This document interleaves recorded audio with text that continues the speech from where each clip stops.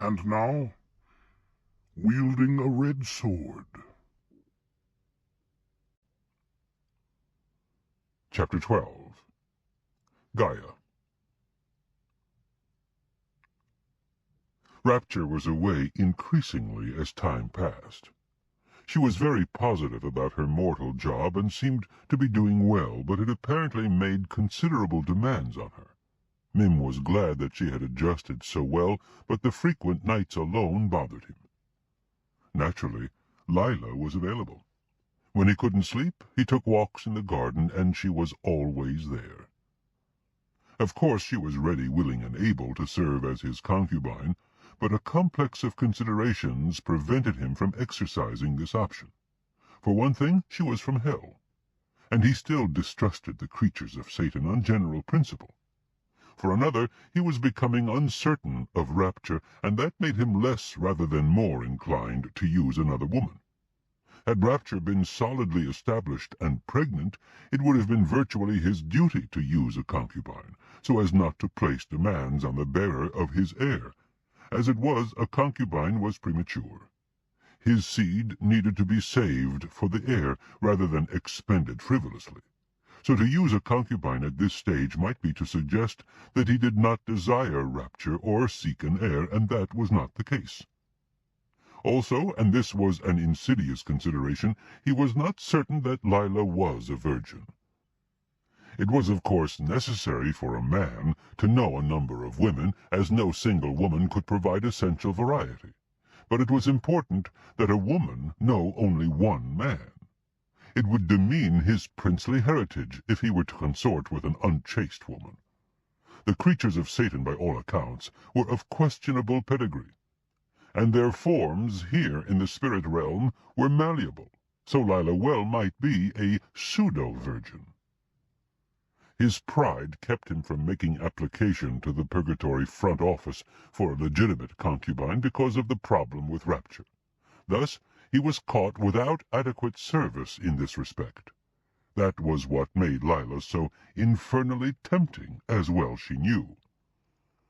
"Alone yet again tonight?" she inquired dulcetly, appearing ahead of him as he passed the copulating statue. "Maybe you should bring your fiancée back here." "Where she can be corrupted by your occidental notions of female suffrage?" Mim snapped. As always, he found pleasure in the ability to speak without stuttering here. "But, Mim, she's immortal," Lila said. "You brought her out of her oriental situation and planted her in the West. Things are different here. Women are supposed to have minds of their own." "For what?" he demanded. Rapture was already well versed in what she needed to know. "For pleasing a man and bearing a son," she agreed. "But what about her own fulfillment?" She stretched her arms out and up so that her gown opened in front to reveal the perfect globes of her breasts, lifting with her motion. She was very like a statue in contour. "That is her own fulfillment," he retorted. "Not in this hemisphere," she said, coincidentally touching one of her own. "It would be grand for a creature like me, but not for a mortal like her. She needs to assert herself, to branch out, to explore her larger potential." "So speaks a creature of hell." "I may be damned, Mim, but I'm not ignorant. I have learned common sense the hard way." She bent to adjust her fastenings, in the process exposing one leg up through the plush buttock. "Not as I see it," he said, and strode out of the garden. But alone in bed he did curse himself for foolishness.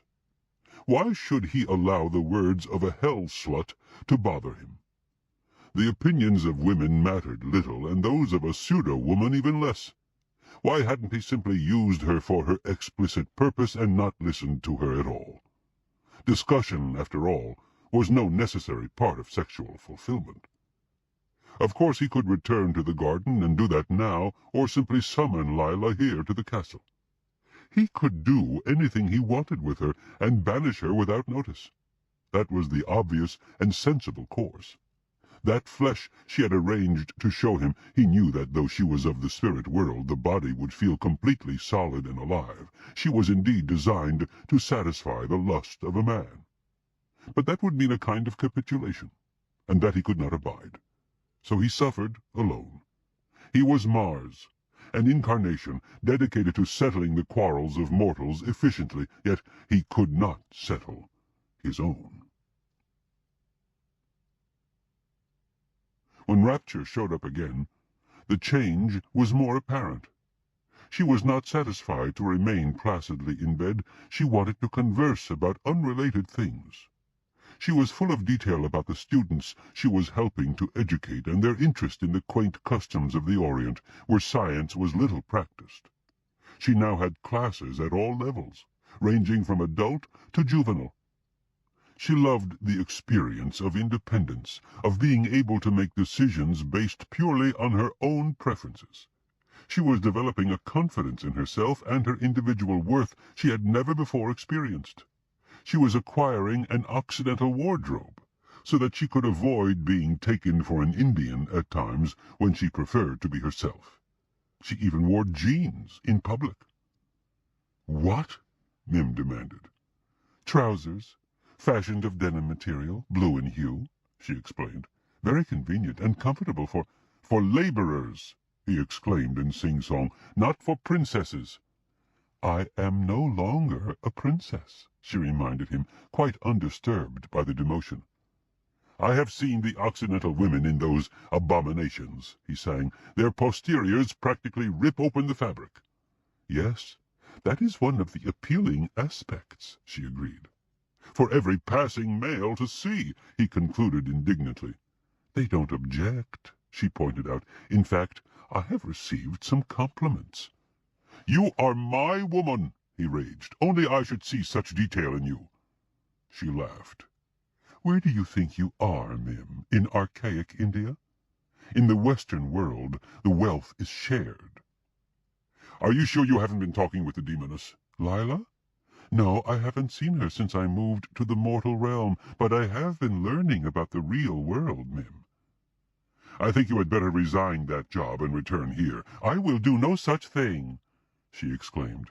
"I am supremely happy with my new life. For the first time I feel genuinely independent and useful, and I know they need me at the museum." "I need you here." "Oh, pooh! You have everything you need without me. I do not. I spend too many nights alone." "Alone? What happened to Lila?" "I haven't touched her." "Why ever not, Mim? She's your concubine." "I don't want a concubine. I want you." She smiled.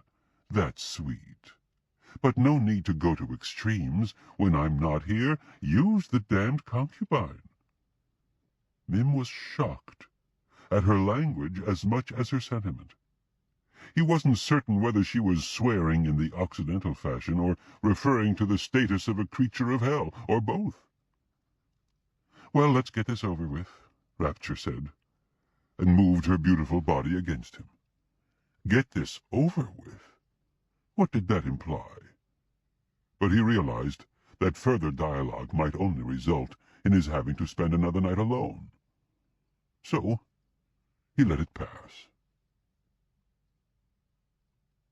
The business of Mars became routine. Mim remained somewhat dissatisfied with the details of it and with the passions of the lesser incarnations he had to associate with, but he was satisfied that to an increasing extent he was bringing war under control and permitting it to wreak less havoc among the mortals than would have been the case without his supervision. There were indeed causes that deserved promotion and that could achieve it only by violence. War, properly managed, was certainly better than the alternatives of oppression or dispossession. But how much better it would be if the causes of war did not exist, if mortal man could simply exist in peace and harmony and plenty, requiring no incarnation to supervise his violence. But the mortal realm was as it was, and human nature was intractable. Therefore the various incarnations were required, and Mim was satisfied to perform this necessary office. It was not his job that bothered him, but his home life. That proceeded from unsatisfying to disastrous in a single step. Rapture appeared and dropped it on him. "Mim, I'm leaving you," she said abruptly. What?" "I have found a nice mortal man, and I'm going to move in with him." You... Mim remembered his sing-song and invoked it. "You're marrying a mortal?" "No, I am moving in with him. If it works out, then maybe I'll marry him, but there are no commitments yet." "But you are my woman," Mim protested. "Not any more, Mim," she said. "We have grown apart since you became Mars. You have your life, and I have found mine. It is best that we recognize this and take proper action now." "I won't let you go," he protested. "I love you." "What will you do? Make war on me?" She smiled compassionately. "Mim, you never loved me. You loved my body, and my complete dependence on you. I loved your appreciation of me. But I don't love your present position, and if I am to be a sex object, I prefer to be it as an independent agent. So it is better with John than it is with you, and I am simply recognizing that fact. I hope this parting of our ways can be amicable, but, amicable or not, it is occurring." If Rapture had been dependent, she was so no more. Mim was so angry at this betrayal that he could not even speak in sing-song. "Well, farewell," she said, and turned and walked away. Now Mim saw Thanatos in the adjacent chamber, ready to convey Rapture back to the realm of the mortals. She had come only to inform Mim of her decision. Mim tasted blood in his mouth. In his rage, he had bitten his tongue. Now that blood was triggering a rage of a different nature. He would deal with this John of hers. He grasped the red sword and willed himself to the mortal realm. He knew where Rapture worked and where she lived. From there he should be able to trace this mortal man, John. But then he paused. Was he, the incarnation of war, to exert his power in a purely selfish, negative way? To hurt the one he loved or had loved or thought he had loved? How much of his ideal of peace would he be spreading that way? And this John, surely an innocent young man, for Rapture would not have told a mortal about her relation to an immortal. A man who liked Rapture very well, who probably needed her more than she needed him, and wanted to get to know her as well as he could. Mim reversed his course. No, he had no need and no desire to hurt Rapture or her friend. He would set the example that he wished mortals would follow, and accept the inevitable with what grace he could muster. He returned to his castle and walked in the garden, severely out of sorts. It was true that he and Rapture had been growing apart, and her initiative had been valid, but he had discovered the joy of loving and being loved with Orb, and rediscovered it with Rapture. He could no longer countenance being alone. Orb. Where was she now? Lila appeared. "So, she dumped you," she said. "Damn her! Except that she was already damned." "No thanks to you, demoness," he said. "She wasn't right for you anyway," Lila said. "Maybe she was when you were playing the prince-princess game among the mortals, but not for this situation. You need a woman who understands about incarnations." "True, I shall look for one." She smiled, inhaling. She now wore one of her translucent outfits that were more maddeningly suggestive than full nudity would have been. "No mortal will do, Mim. You need one who is committed to the afterlife." "Thanatos seems to do well enough with a mortal." "Thanatos has a quite remarkable mortal. There is not another like Luna." "You err, demoness. There is her cousin Orb." Lila shrugged eloquently. "That's right. You had an affair with her, didn't you? But that's long over, and you can't go back." "I'm not so sure. I loved her before, and she loved me. I could love her again." Lila paced in front of him, allowing her flesh to quiver provocatively. "You finished that relationship when you deserted her for another woman. That was not my choice. Nevertheless, you left her in a rather difficult situation. You see, She was gravid. Gravid? With child. It happens to mortals, you know. Pregnant? She couldn't have been. Verify it in fate's threads, Mim. She was carrying your baby girl, and she bore her after you left and gave her up for adoption. That rather finished that aspect of your romance. I doubt very much that she would choose to go through that again. But she never said anything to me. She didn't know it when you deserted her. Mim was stricken. If I had known... Fortunately, creatures of the afterlife don't get gravid. With them, it's all pleasure, no consequence. So why don't you become sensible, and do what you have been longing to do for so long? She shimmered, and her clothing dissolved into mist. She opened her arms. I can be most accommodating, Mim, and I make no demands. He looked at her. This creature of hell seemed on the verge of victory at last. Her body was beautiful, but her nature demonic. He trusted her to serve her master, and her master was Satan. He tasted the blood in his mouth again. This time he let the berserker reflex take over. Abruptly he was moving. His great red sword was out and whistling. It lopped off her head. The head flew up, its face surprised. The body remained standing. There was no blood. The sword whistled back. It lopped off the upper arms and the top of the torso cleanly at the line of the breasts. The shoulders rose, and the neck and the tops of the two breasts, also bloodlessly. The nether sections of the breasts resembled two bowls filled precisely level with grey stuffing. Both sections of that bosom were expanding, for Lila had been inhaling at the moment of his attack. Again the sword passed through, severing the body at the slender waist, and again at the genital region and at the knees. 5 swift cuts, and the body was tumbling in 6 major segments, which in turn were fragmenting as the separate arms and legs fell skew. In a moment there was simply a collection of items on the ground. In this manner, too, I am ready to serve you, the head said. It was lying to the side, where it had bounced and rolled. The truncated neck was up, the face inverted. I just want to be rid of you, Mim gritted. Then stuff my parts in a trunk and ship it straight to hell, the head said. I have no trunk. Mim was looking at his sword and finding no blood on the blade. His berserker rage had faded, being replaced by bemusement. He had known that demons differed from people, but had not been quite prepared for this. Use the base of the statue. Mim went to the copulating statue and hacked off its figures. The pedestal now manifested as a hollow chamber. He sheathed the sword and wrestled this up. It was indeed about the configuration of a coffin. He picked up a piece of torso and dumped it in the chest. The piece was like warm wax, firm but slightly soft. The flat cut side no different from the exterior. Obviously Lila had had no digestive apparatus, no circulatory system, and no respiratory system.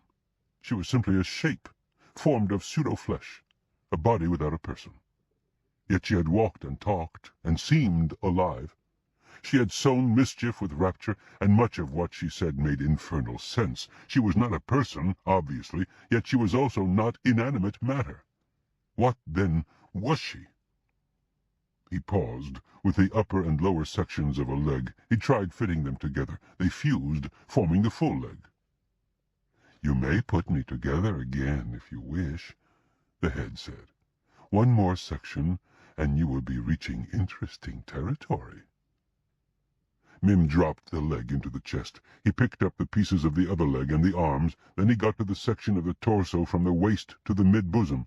It was amazing how full and firm those half-breasts were, as far as they went.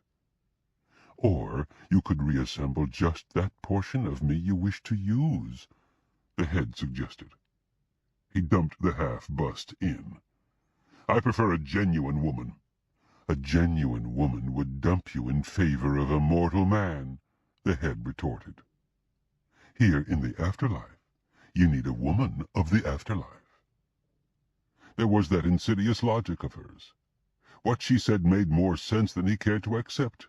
He had to try to refute it. "I am not of the afterlife.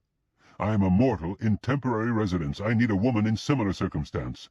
"That, too, can be provided," the head said.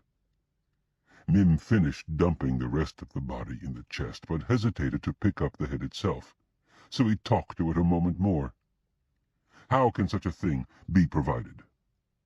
"You could take up with a female incarnation. The youngest aspect of fate, called Clotho, is known to be obliging." Mim visualized the young, pretty Oriental, Clotho. The notion appealed, but then he remembered the far more mature Lachesis. Actually the same incarnation in different form. Surely the minds of fate were the same, though the body changed.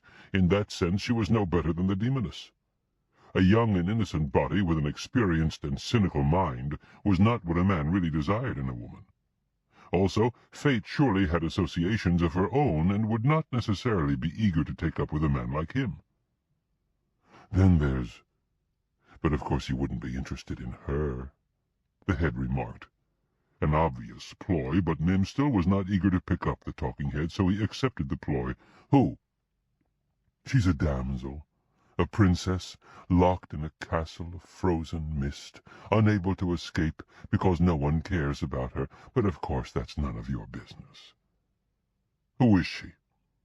"Her name's Ligeia." "But why was she put there?" "It's her penalty for the mischief she did in life." "Oh, she's another demoness." "No, she's a damned soul." "There's a distinction?" The head laughed. "Certainly there is. Demons are creatures of hell, who serve my lord Satan implicitly. They are constructs of ether, with no living processes, exactly as you see in my flesh here. Souls are the immortal essences of mortal beings. They share the consciousness, intellects, and feelings of mortals, but no longer have mortal existence." "Like the staff of the Castle of War," Mim agreed. "But since they aren't mortals, they are hopelessly committed to the afterlife and are no better for my purpose than are you demons."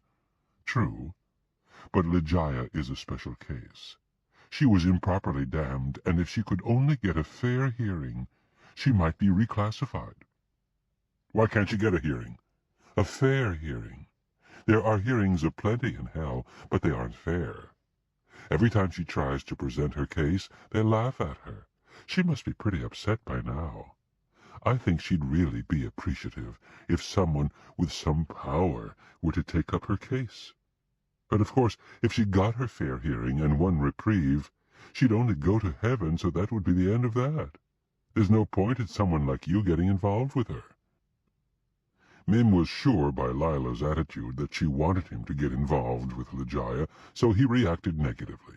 "I agree," he said, and caught up a trailing strand of hair and lifted the head by it and swung it into the chest. "Now how do I ship this to hell?" "Simply address it for the destination," the head said. The words were somewhat muffled because the face was now down. "To hell with you," Mim said. The chest and its contents exploded. A dense cloud of smoke puffed out. When it dissipated, the chest was gone. The next call for the supervision of Mars was in Ireland. When Mim arrived with his grim entourage, he surveyed the situation in his usual fashion and learned that the Hibernian Army, a revolutionary organization, had used gene-splicing technology to develop a virus that affected only Protestants. They were about to loose a plague that would either kill or greatly debilitate those infected. The HA would not even have to fight. They would simply take over after the plague had done its grisly work. "Isn't this phenomenal?" the incarnation of pestilence exclaimed. "It has been long since I have had the opportunity to supervise a dread plague." "Gene-splicing," Mim murmured thoughtfully. "I have a feeling Gaia will be on this, if I don't check it with her first." He put a hold on the action, mounted Wera, and headed for the residence of the incarnation of nature. But when they reached the Green Mother's estate in Purgatory, they encountered an enormous moat that shielded it from intrusion. Mim sought to have Wera simply hurdle it or trot across it, but the Palomino shied away. "What is this?" Mim asked the horse. "There is nothing in the world that you can't traverse." But Wera simply neighed in negation. Mim remembered that this was not the world, it was purgatory, a region of different rules. This moat might be enchanted to balk equines. He dismounted and stepped to the bank. Immediately a weird sort of fish swam close. No, not a fish. It had the legs and lower torso of a man, but above the waistline it possessed the fins and gills of a fish, and its mouth was full of teeth. "A man-mer," Mim murmured. He had never seen one in the flesh before, but there was no mistaking the crossbreed. A merman had the top section of a man and the tail of a fish. The man-mer was the opposite. While it was possible to get along with mermen and mermaids, and maid-mers could be tolerably good company if one's interest was not in faces, man-mers were said to have the worst elements of each species. They were brainlessly vicious, existing only to tear apart victims. Mim made as if to touch the water with his boot, and the man-mer snapped at it so violently that a spray of water and sparks went up. No question this monster meant business. He pondered, then touched the sword. "Gaia," he sang. The woman did not appear. Instead, a colorful parrot flew in. "Who seeks? Who seeks?" the bird demanded. "Mars seeks Gaia," Mim replied, annoyed. "Prove it! Prove it!" the parrot squawked. "You bird-brain, don't you see me?" "I see 100 like you every day," the parrot replied. "All fakes sent by Satan to pester my mistress." 100 like him a day? Suddenly Mim realized that Satan was up to more mischief, trying to infiltrate his demon minions into nature's domain by imitating the incarnations. No wonder Gaia had instituted defensive measures. Go tell Gaia, and she can verify for herself my validity. "The Green Mother is busy with her own concerns. She cannot waste her time exposing every impostor."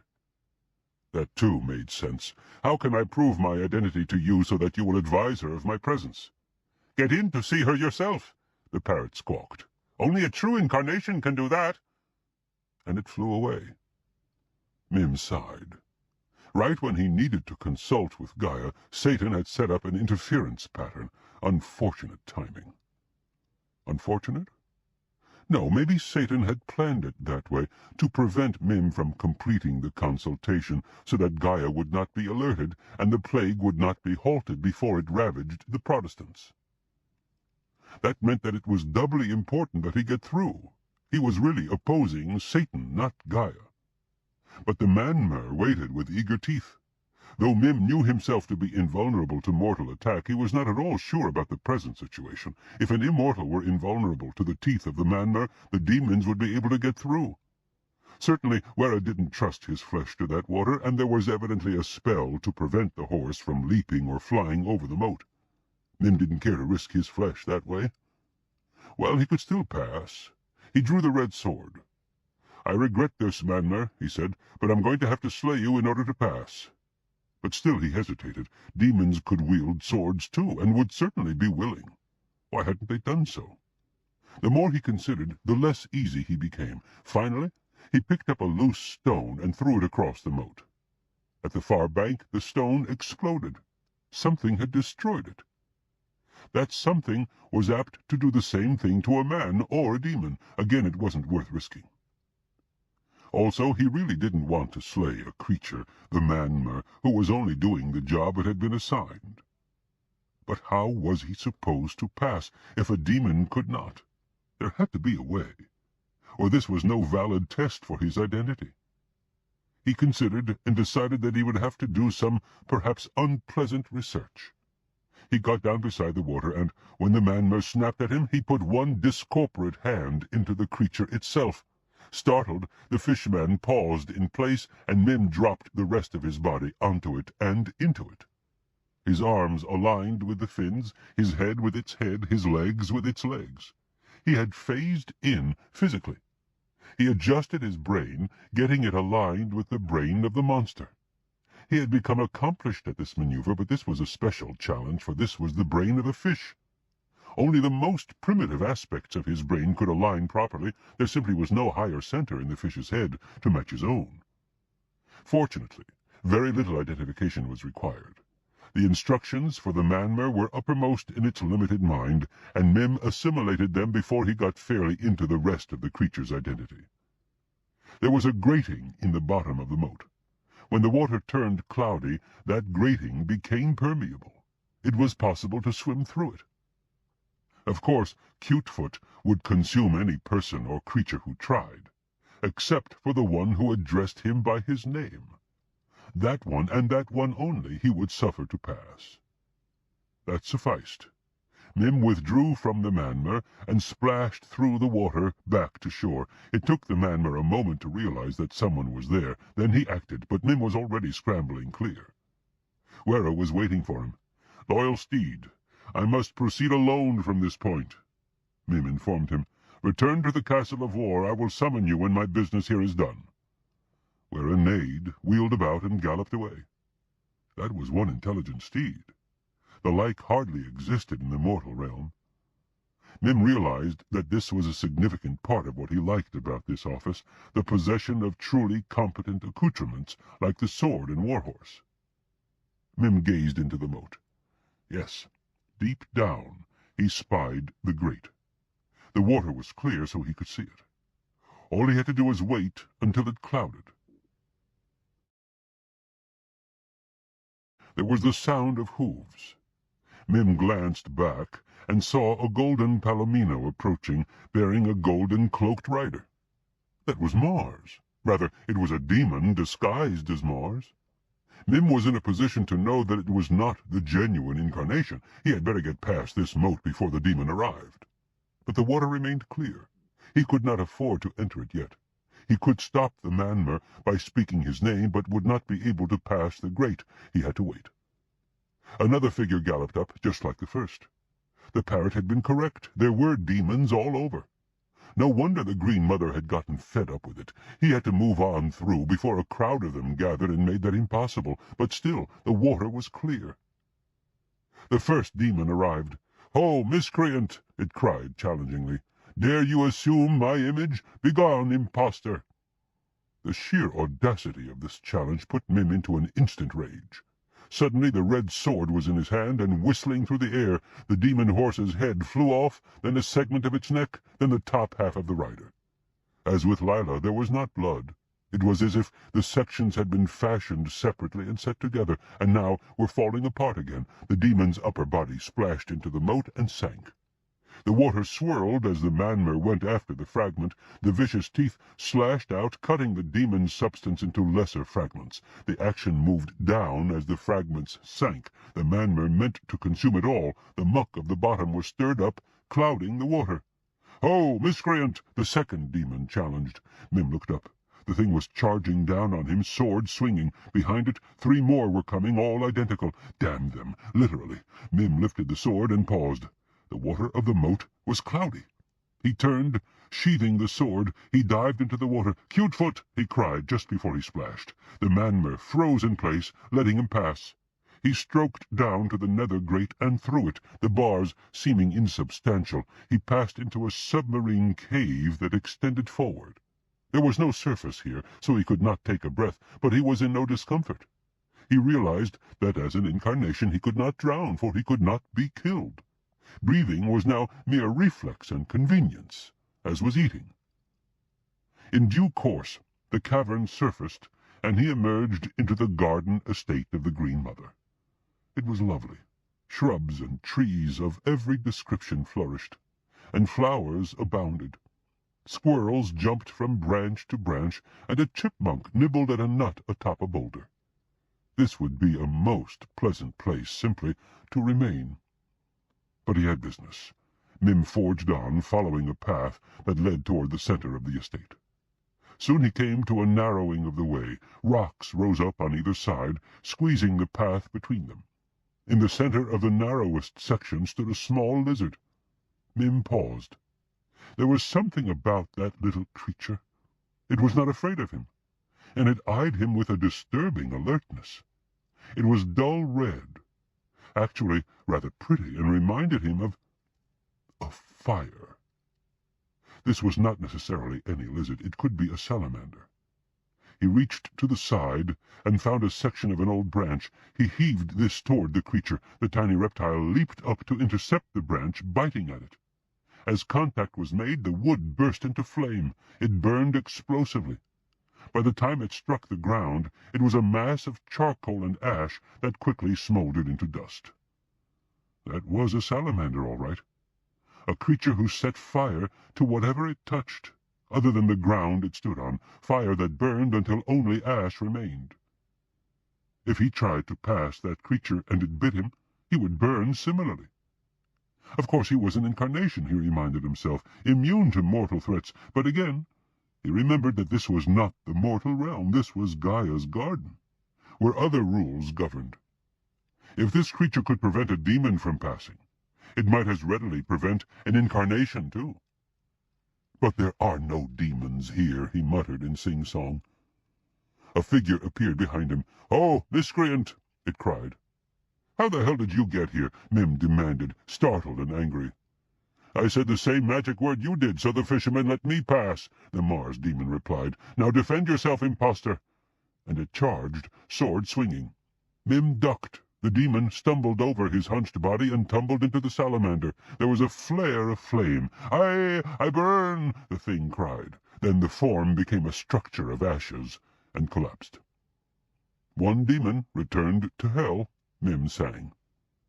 He felt no regret, knowing that these beings lacked any aspect of humanity apart from their outer semblance. But how foolish he had been to utter the Manmer's name in the presence of a demon. Naturally the demon had heard, copied, and gotten through. Well, the demon was gone now. All Mim had to do was figure out how to get by the salamander. "Oh, miscreant!" What, another demon? Mim realized belatedly that what one could copy another could. There could be any number of demons here in the garden, thanks to his carelessness. It was a good thing that the Green Mother had had the foresight to place a second barrier. The demon charged. This time Mim dodged out of the way, squeezing by so that the demon found itself advancing directly on the salamander. Let the demon be destroyed the way the other was. "So, salamander," the demon cried, "I shall deal with you," and it swung the blade of the red sword down. Mim waited for the flash of fire, but it didn't come. The sharp sword cut the salamander in two. The tail twitched back and forth, while the head coughed out a spurt of fire, and expired. The salamander had been slain. This shook Mim's confidence. If a demon could kill one of the defenders of Gaia's estate, then the demons could get through, and this was no valid separation of intruders. Should he be trying to enter himself if the Green Mother's power was so uncertain? The demon Mars strode on along the path and was struck by a bolt of lightning from a hovering little cloud. Nothing was left of the creature except a whiff of sulphurous gas. Mim was reassured. The Green Mother's defenses were tight after all. Demons could no more pass this spot than they could the moat without the proper credentials. The salamander was only part of it. A second salamander crept out from behind a rock. Things were back as they had been. Mim took another stick and poked at the little creature. When it sprang and bit, igniting the stick, Mim reached down with his free hand and grabbed it. He phased himself into it as well as he could, channeling his identity down through his own arm. He had not realized that Mars could do this until it was done. Yet he realized that he must have known it in some other aspect of his being, because this would have been a suicidal gesture otherwise. The salamander's mind was small and vicious, but again it was easy to read, because the operating instructions were uppermost. Its name was Sweetbreath, and it would not attack the one who spoke that name.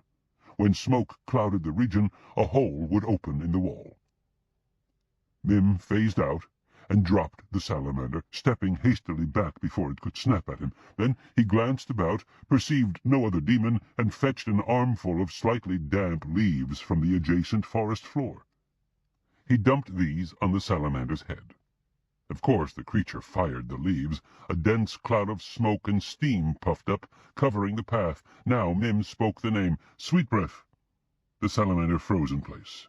Mim stepped into the smoke, deliberately breathing and keeping his eyes open, and verified that he was unaffected. There were certainly compensations to being an incarnation. His vision was impaired because of the thickness of the smoke, but there was no personal discomfort. He felt along the wall, but found no opening. Had he misunderstood? The smoke was beginning to thin. Then he realized that there were two walls here. He lurched across to the other and passed through it and into the ground. Success after all. He was in another cave, this time a dry one. He touched the sword, and it emitted a glow that enabled him to proceed without stumbling.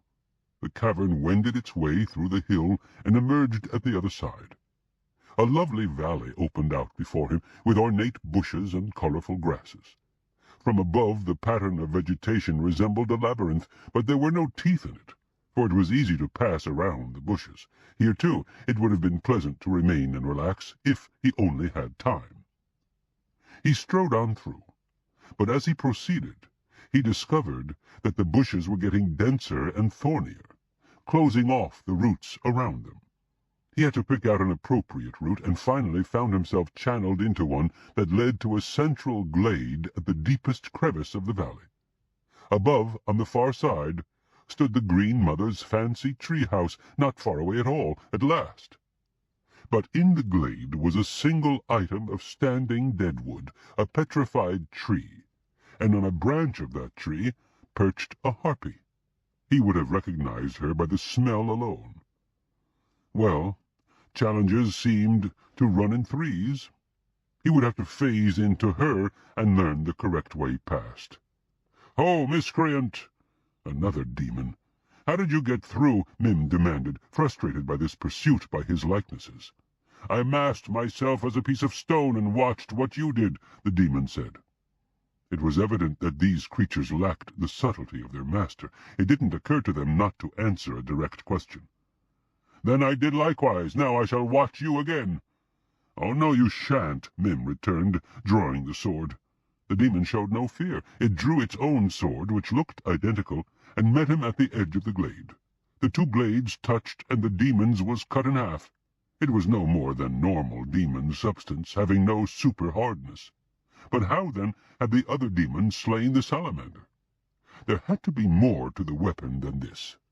The demon leaped at him, striking with the remaining part of the sword. Mim dodged and ran his own point through the other's torso. The blade slid through and emerged on the other side, but the demon did not stop. It walked on up the sword and struck again at Mim. There was a clang as the demon's weapon stuck Mim's cloak and rebounded. Mim felt the impact. That sword certainly did have substance. He twisted his own weapon about and lifted it in an upward sweep. It cut the demon in half from the belly up through the head, but the creature did not fall.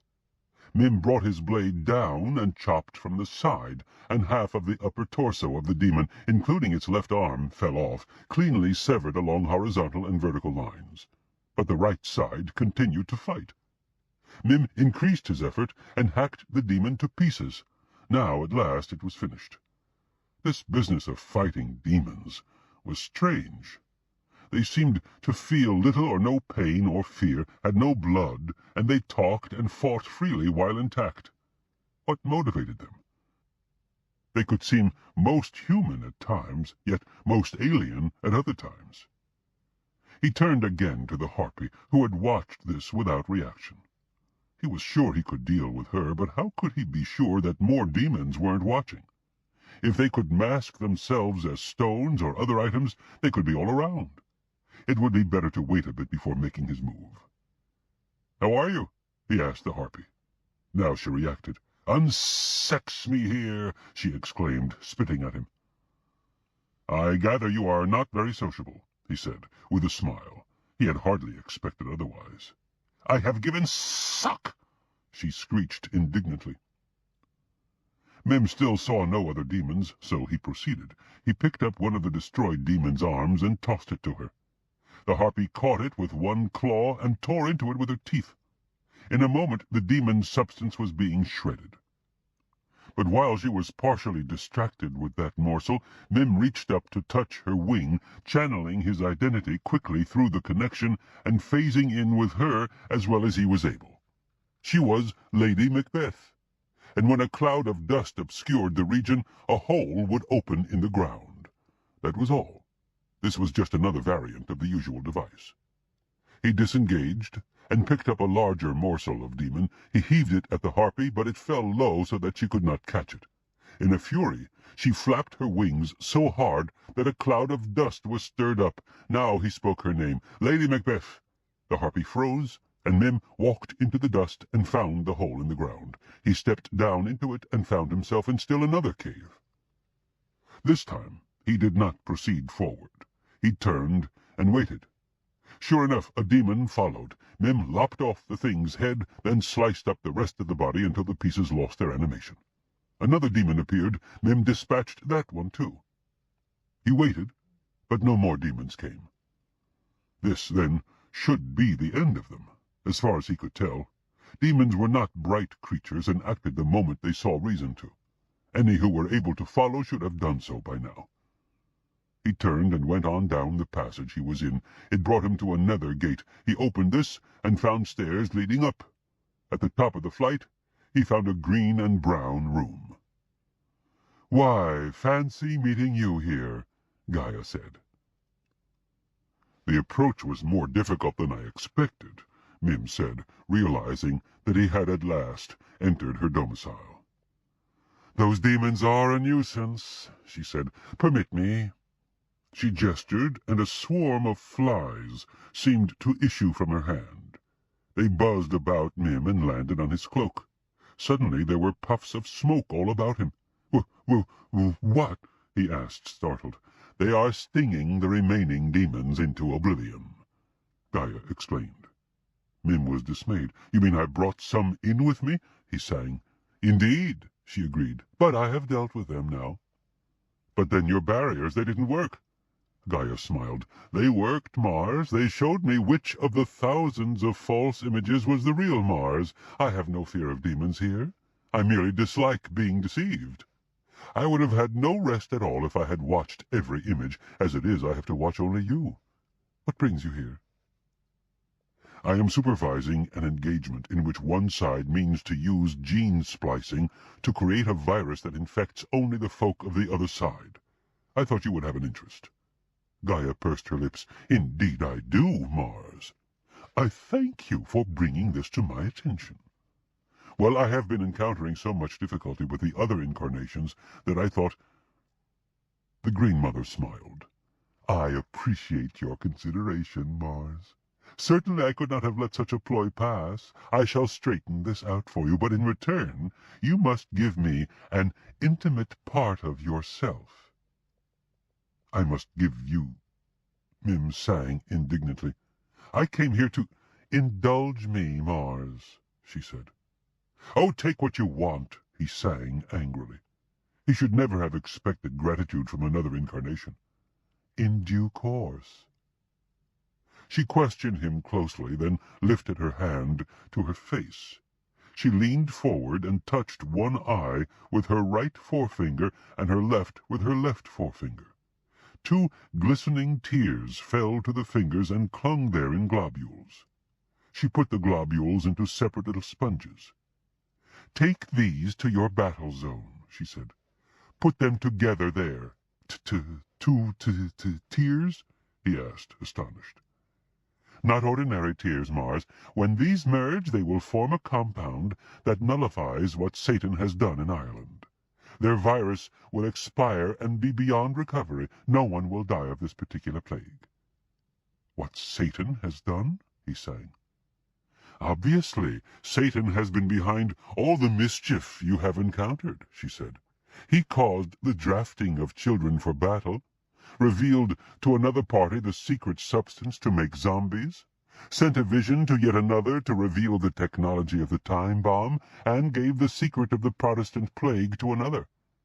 He has been working you over, Mars." Mim formed an angry fist, knowing that this was true. Why hadn't he seen it before? That vision in Kush, obviously satanic. Damn him, he swore. "Which means you must deal with him directly," Gaia said. "Only then will you be free of his interference." "I shall challenge him now," Mim sang.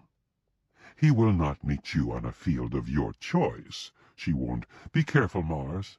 You can nullify the incarnation of evil only by properly understanding him. Bide your time. You will know when your opportunity comes." Mim knew she was right. "I shall," he sang. "Now, will I be able to leave here without going through all the challenges again?" She laughed.